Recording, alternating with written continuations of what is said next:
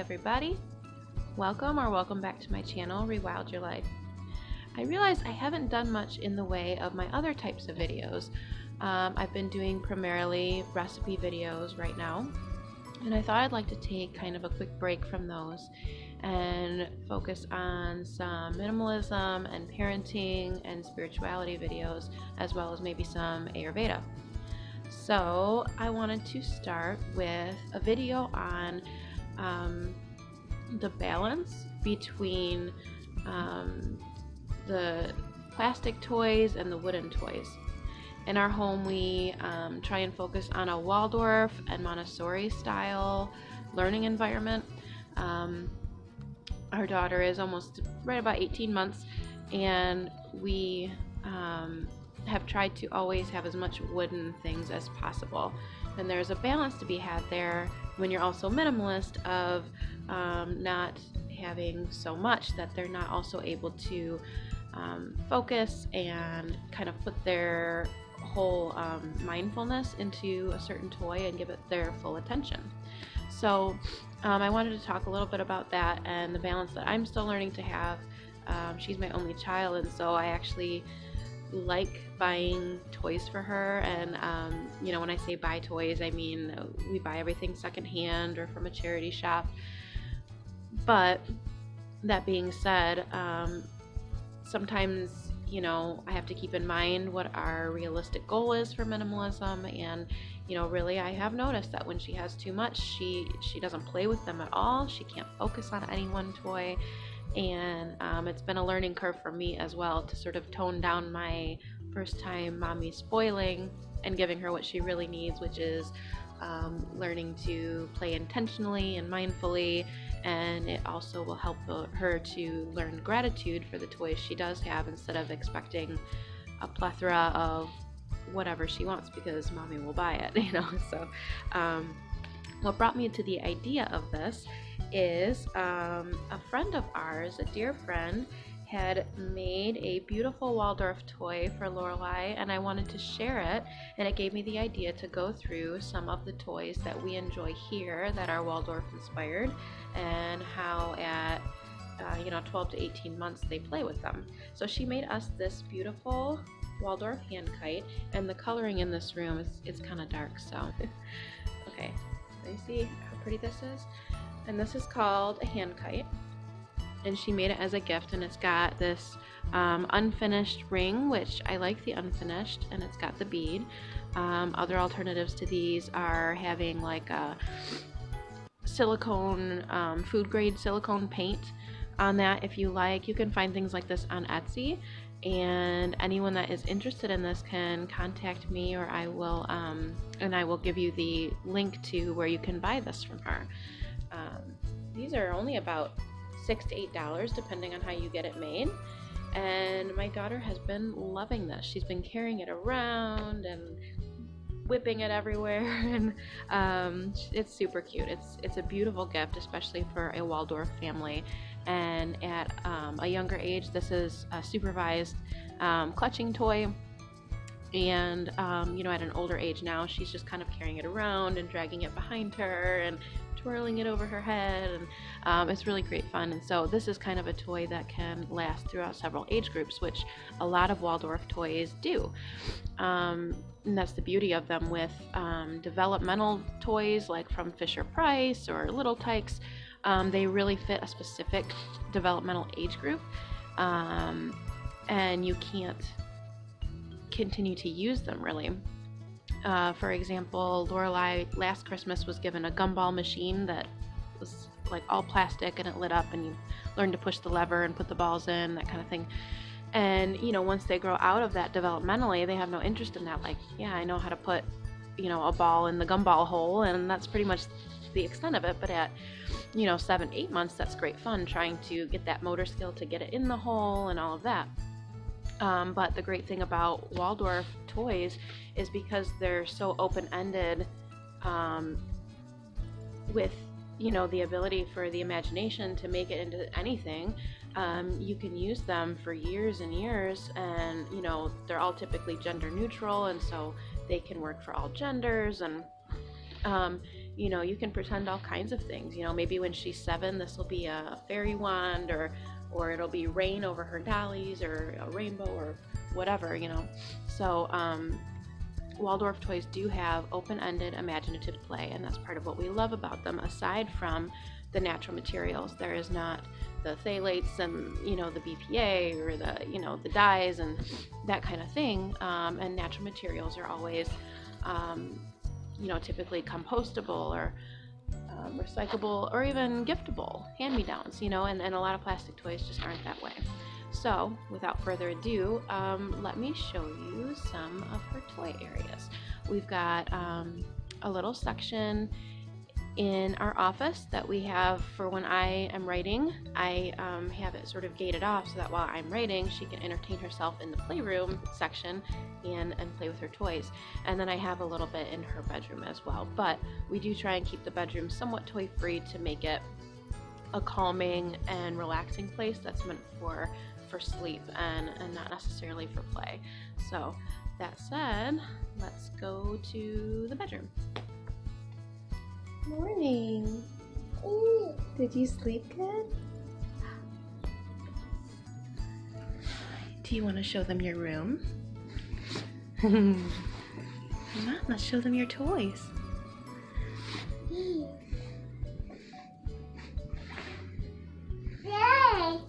Where are your toys?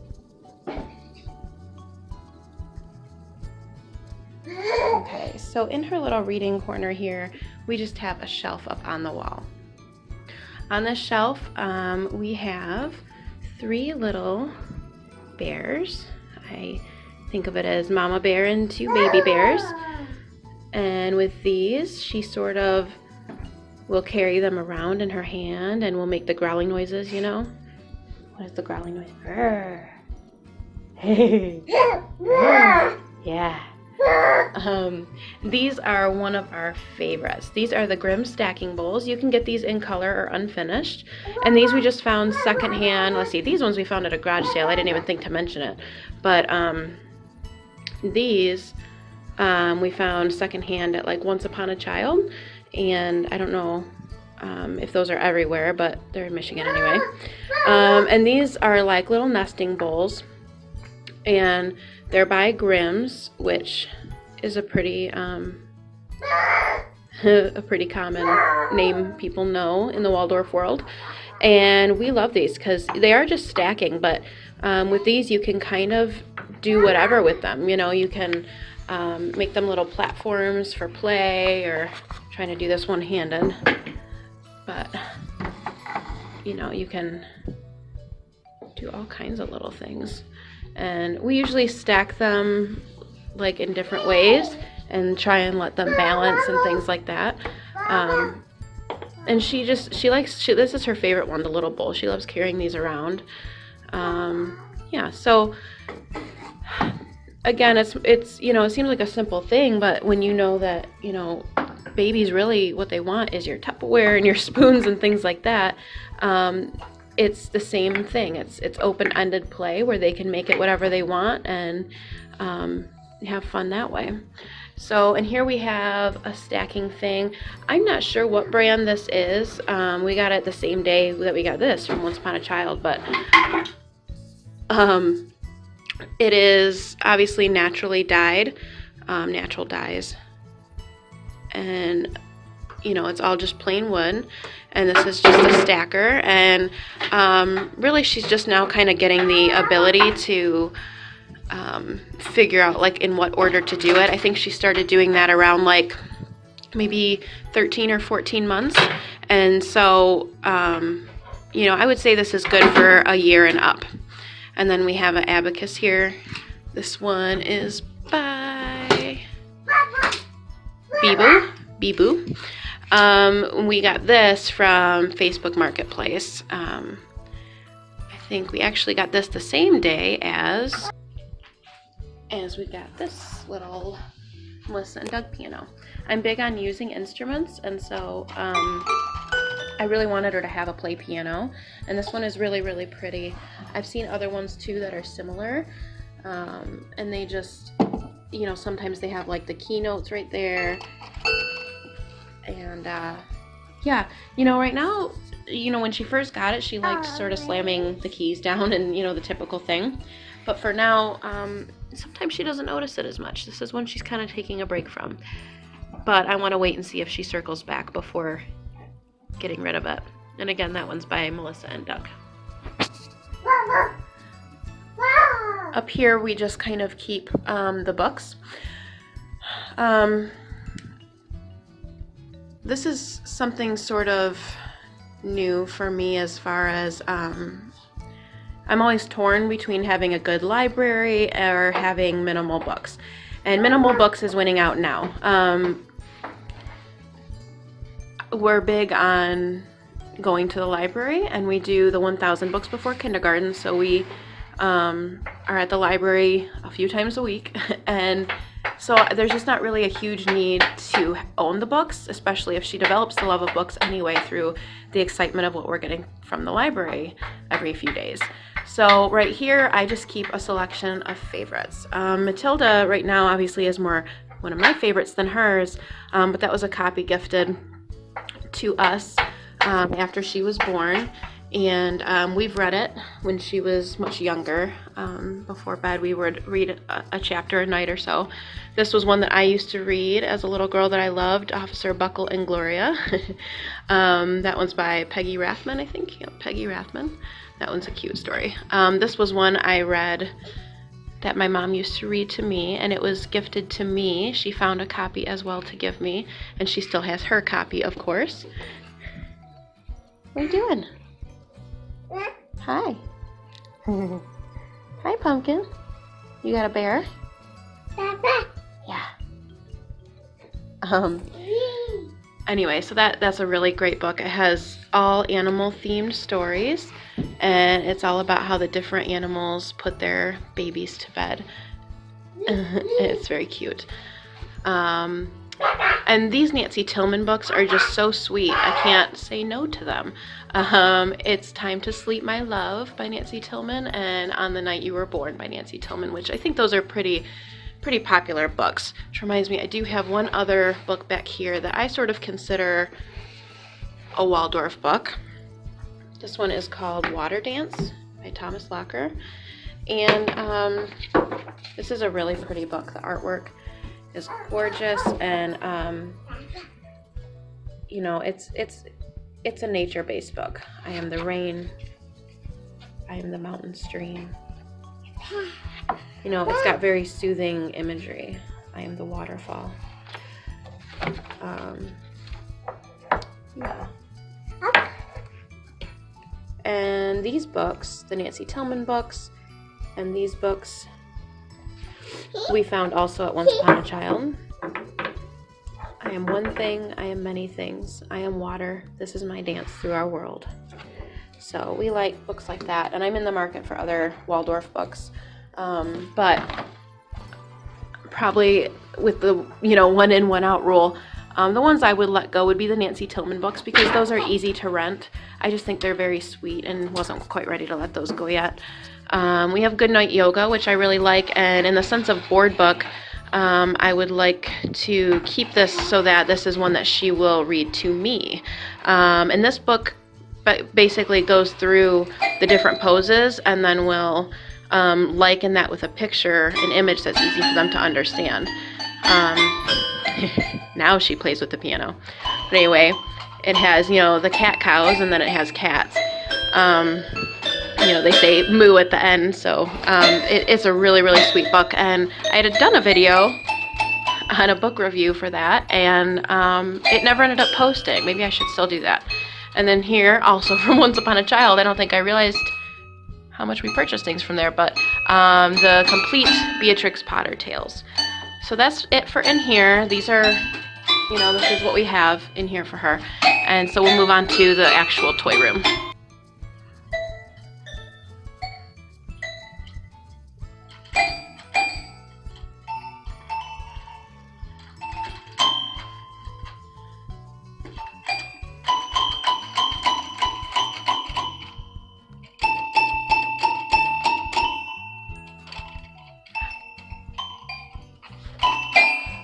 Pretty, good job.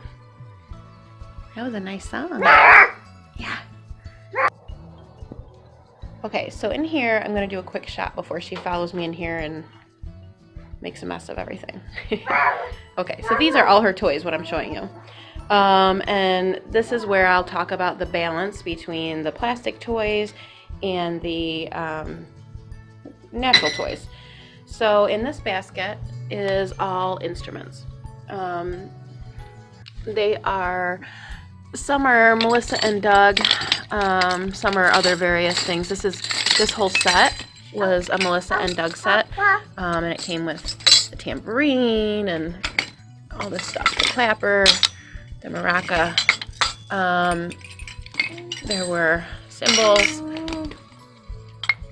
and then we also, these I picked up separate. These are actually like Christmas, but the bell, and then the handbells, and then we have a little recorder which she likes. Can you play this for mommy? Do it again. Good job. Pretty. And she's also getting a ukulele for her winter gift. So the ukulele will probably sit right here. We've got this wooden thing which she actually still really likes, and this is from, it was from a consignment shop, but we ended up not paying for anything for this, so that was a fun surprise. And I don't know what brand this is. I don't think it says anywhere, but it has the little, like the little faces pop out, and she really enjoys playing with this even at this age. You know, it's really not something they can use prior to walking, but once they are walking, she really took off with it. So I just keep the little music things in this basket here. Now this is something that she got, I feel like it was maybe her birthday. Her grandparents got her a gift card for something. I think it was her birthday. And this is definitely one of those plastic things. And I will say that she is a child that seems to need a lot of sensory input. And this has the 3 balls. This is by Little Tykes. It plays music and lights up, and you're supposed to like catch the fireflies, and it does different things. You put the blocks in here and in the shapes order. It's basically like a little tree house. It's got a little slide back there. You can put the balls down the mouth, and it lights up when you put the balls down. Anyway, she likes this. I'm getting eager for her to outgrow it because it is huge and it is plastic, but it's been nice. She likes it. It keeps her occupied, and it's kind of one of those things where they like it more at first, and then it goes in spurts, like a lot of sensory toys are. And lucky for us, she's sampling everything for you today.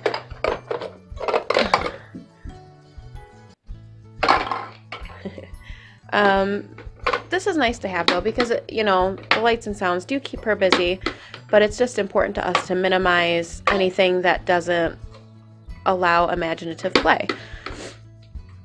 You know, when the music plays for you and you know what to do and it tells you what to do, it doesn't really allow for that creativity and open-ended play where you can imagine that it's anything, and that's what makes the toys sort of last forever, because you know, even just a green scarf, you know, could be a meadow, could be a rainforest if you put it up like trees.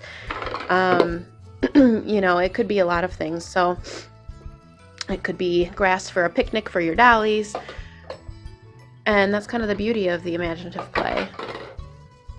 Whereas these sorts of things don't really do that, but you know, they're educational in some ways, and if she enjoys it, then you know, it's not like it's something that lasts forever. So it's just about balance, really. Here we have some wooden blocks, your standard wooden building blocks.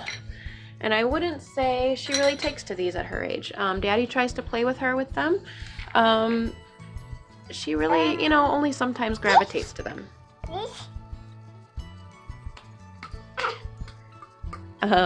We have a little bike that is all plastic, as far as I can tell, but she really enjoys this thing, and I think it helps her with her balance, and this was gifted to us. Let's see, the music stuff was mostly, the stuff that came in the Melissa and Doug set we got from a consignment shop. The bells, the 2 bells I actually bought from Michael's on clearance. So that was new. And then this, I think that was like $1 somewhere. Like I said, that walker was a consignment shop. These were a gift from a friend after her kiddos had finished playing with them. This was a neighbor's grandson had grown out of it, and so she gave it to us. This was a train table that is a free cycle thing that a friend picked up for us. And in the bucket, there's just little, this is a wooden car. We have a few of these. We got these from Once Upon a Child. Anytime we see like little wooden cars, we've got 3 of them now, I think. But in here, she's got the cars that kind of came with the train table. And she seems to like these more or less. I think she'll get into it more as she gets older. They have the magnetic front and back things, and Daddy likes to play with her with these.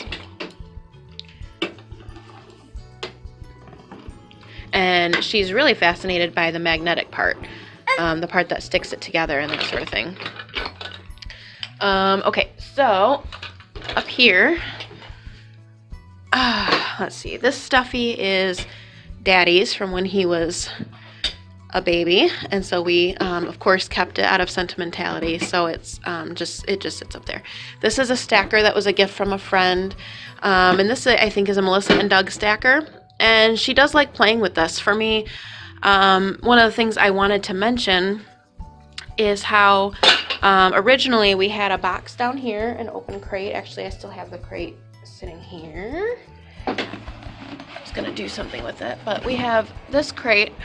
You can get these at craft stores or Walmart or whatever, but we had it sitting like this with some books inside lined up, and then the music stuff right here, to where per the Montessori style of parenting, of playrooming, that was supposed to be allowing her to pick what she wanted and take what she wanted and that sort of thing. But for us, it didn't work well. Not to say that Montessori isn't a good idea, but for her style of play, she's quite busy, and so she would grab one thing, pull it out, go to the next. Grab one thing, pull it out, go to the next. And I don't feel like that fostered her patience or her ability to focus on one toy at a time. And so that was when now we've decided to, keep things kind of up for the most part, to where when she asks for a toy, we can bring down a toy at a time. And that's not to say she doesn't have plenty down at her level if she wants them, but the things where that just cause her to sort of go crazy, so to speak, and just, make it look like a book bomb went off the floor, we decided to not do that. There are some board books that she kind of tore apart and that kind of thing, and she's just not quite there yet. So I think it's best to help her, see, like, we had the cars put away, we put the cars out, for example, and now she's focusing on the car for the moment. But it's something that we're working on, and for us, the Montessori at this age isn't working. The Montessori bed style is fine. She takes well to the floor bed. But for right now, I think, we're leaning more towards the Waldorf style play where, we can focus on one thing and have it out of reach just for the sake of everybody's sanity. And it would help her to, have a little more patience with things as well as she learns. So, anyway, back to the stacker. This is one of those things where she would take all the pieces and they'd be everywhere, and that's fine. But I think that, it's easier for everybody if we have the one toy out. She can focus on each piece. And, when she's done, we can put it all back without it just being scattered among all the other toys. This is a stacker. This is by Hape, and Hape is a really nice wooden company. I think Hape is a German company, but I'm not sure. And it's got sort of a shape sorter in there too, if you see. And it's got animals on each side, a shape hole with blocks to go with it, a number, a letter, a color, and all of them are kind of like that. So we really like that one. She does really well with stackers, and I think something that I would like to get in the future would be Russian nesting dolls, or just nesting dolls. That's something I think that she would do really well with, and that she'd really like. And I think that you can get wooden nesting dolls even from like a craft store, and you can paint it yourself like peg dolls, which is another thing that I hope to incorporate soon with her, is the peg dolls. So one of the last things in this room is we have 2 wooden puzzles. We have one with the animals. This was actually from Kroger. That was like $2.99, and this was free off Marketplace, Facebook Marketplace. And so, you know, it's good to just have the one thing out at a time, and it helps her to focus. Where's that go? Good job. Where's that one go? There. Turn. What's next? All right. So I feel like if we had more than 2 puzzles, she wouldn't really be able to focus on what it's teaching her. And, you know, the pieces would get everywhere, and I have to do what's good for us too, is that I'm already putting these puzzles back together myself like so many times a day that, you know, I really don't think that for our family we would have needed more than 2. And she, you know, this helps her to really focus on learning about the puzzle she's using, you know. So even she started doing this one at about 17 months, and she got it right away, figuring it out. I still don't know how she figured it out, but she did. And this one is just little animals. Yeah, so now with all of that said, the last thing in this room that I can think of is this, and this is another plastic toy here. This is one that she got for Christmas last year, so a year ago, and it does all the things. It lights up, it sings, it's interactive, and she pushes it, which really, I mean, she likes the music, but her draw is about pushing it. So my husband finds it really important to keep this one because she does play with it so much, and I'm fine with that. Hello. This comes off, and this is a VTech piece. This comes off for when they're more doing tummy time, and then as they walk, it upgrades to the walker. And she does still really enjoy it, even though she's had it so long.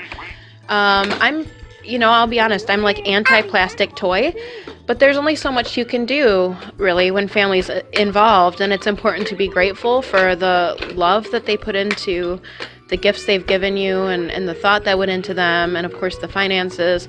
And they bought it because, you know, they think that it will be enjoyed, and so, you know, those are all things to be grateful for. And really, there's not a lot you can do. You can just kind of, yeah,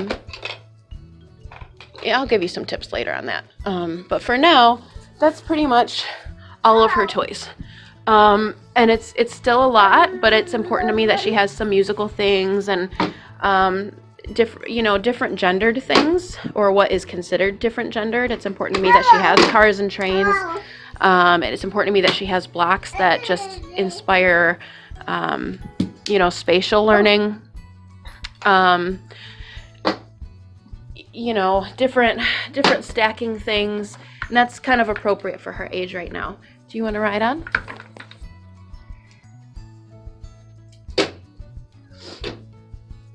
Show mommy how you ride. Right, go, go, go.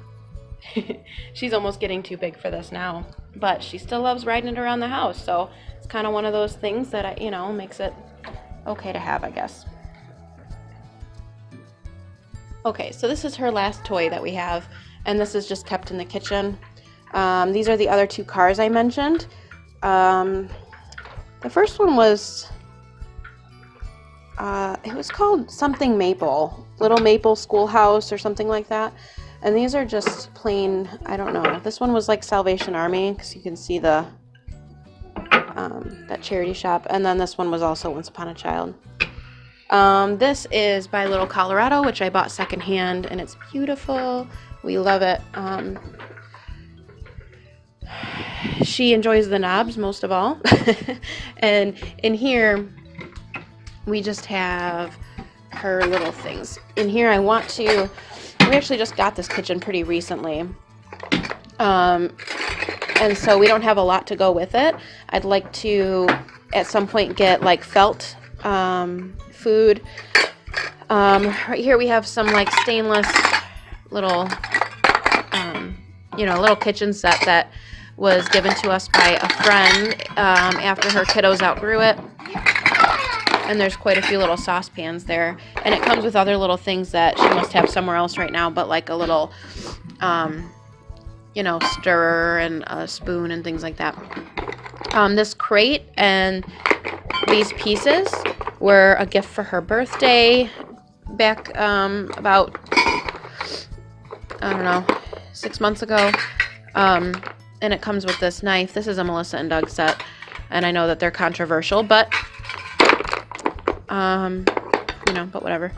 And so it comes with all these different little things. This is wooden fruit cutting. And the plastic things in here, these are just a set that is plastic. So it's kind of like a give and take kind of thing. When we can get wood to replace it, we will. Or, some other natural material. And then she has these little teacups also from the friend that gave us these. These are by Green Toys, I think. Maybe Plan Toys. Yeah, Green Toys. So Green Toys is all recycled, reused materials. And they're a nice company.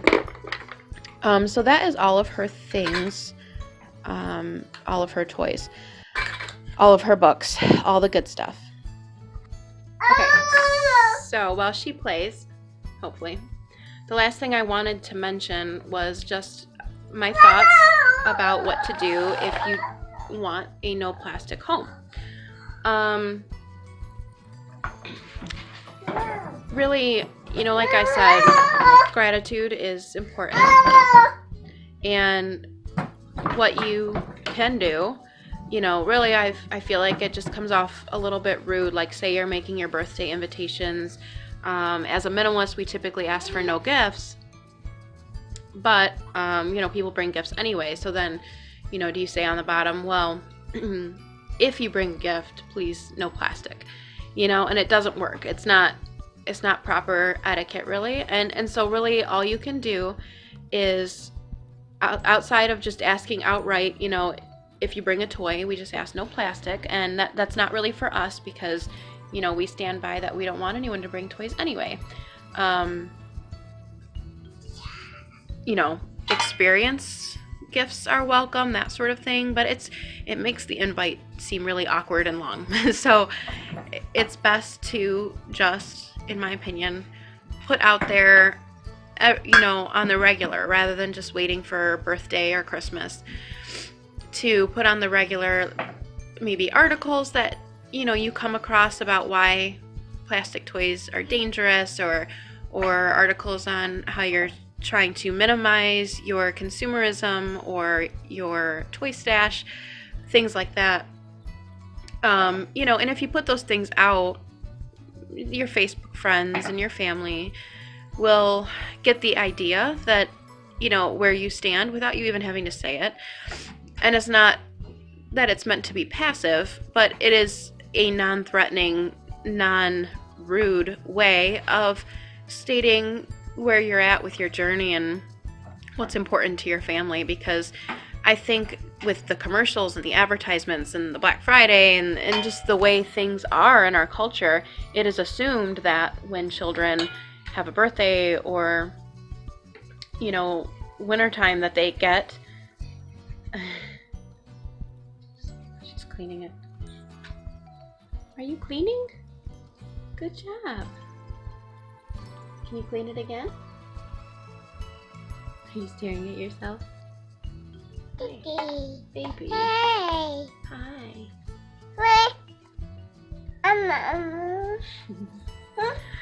So, what was I saying? Sorry, I got distracted by the cute baby. I was just saying that, it's good to put that out there regularly, and then when it comes to special events, they know what your standards are as a family. And yeah, so like with commercials and advertisements, it's assumed in our culture that you buy a new toy, or that, that toy lights up, and the flashier it is, the better, and the cooler. And, it's good to just have an idea of if that's meaningful to you as a family. Is it meaningful to you that all your toys be new, or would you rather have, instead of toys, experience gifts? Hey. Do you want something battery operated, or would you rather maybe post something about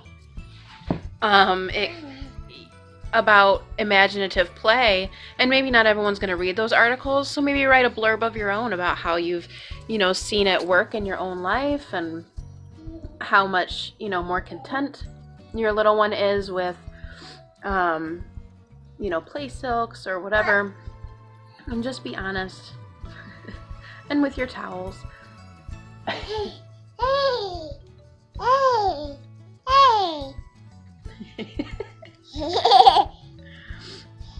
But just be honest, and above all, be grateful. Be understanding where other people are coming from. That not everyone's going to see the world like you do, because remember, culture is very indoctrinating. It's very important to understand where other people are coming from, and that not everyone's going to have the same values that you do, and that's okay. And so come at everything from a place of grace and gratitude and patience, because sometimes it can be frustrating to make all these changes and have so many wooden toys, and then have someone sort of gift you something that you thought they understood, like, we don't want this, we don't want the chicken McNugget play set for the vegan daughter kind of thing. Not that that's happened, but it's just an example. So just do your best and try, and I guess my advice is to live that change that you would like to see for your own family, to be intentional about what you have around and what you bring for her to play with, or him. Some side notes to this is we also have a couple stuffies tucked away that were gifts from her grandparents, and we also have creative things like coloring books and paints, other little arts and crafts, markers. She has a little table, a little coloring table. It's like a tray, really. The tray goes over her lap, and she colors on it. And I think the best toys are the engaging toys, the ones that either cause them to use their imagination, or the ones that cause them to use their creativity in some other way, whether it be their hands or their mind or their music skills. And so it's hard to keep a balance, but since that's the point of this video, I will just say that it's okay to not have 100%. If you can have 100%, I feel like that's, ideal if that's what works for your family. But just know that gifts are going to come, people aren't going to understand, and just do the best you can. And remember that it isn't, it isn't meant to hurt your family member when it's time to pass that toy on and gift it to another family or to charity. That, give it the time for them to play with them if they want, or tuck it away and, exchange it if you need to, if it really is something you're opposed to. But just know that gifts come sometimes with that guilty feeling attached, and that's a part of a minimalism journey, is learning how to separate that it's just a thing, and your love for that person that gifted it to you hasn't changed, that their love for your child is not related to the gift they gave, and that the meaning behind it is what matters.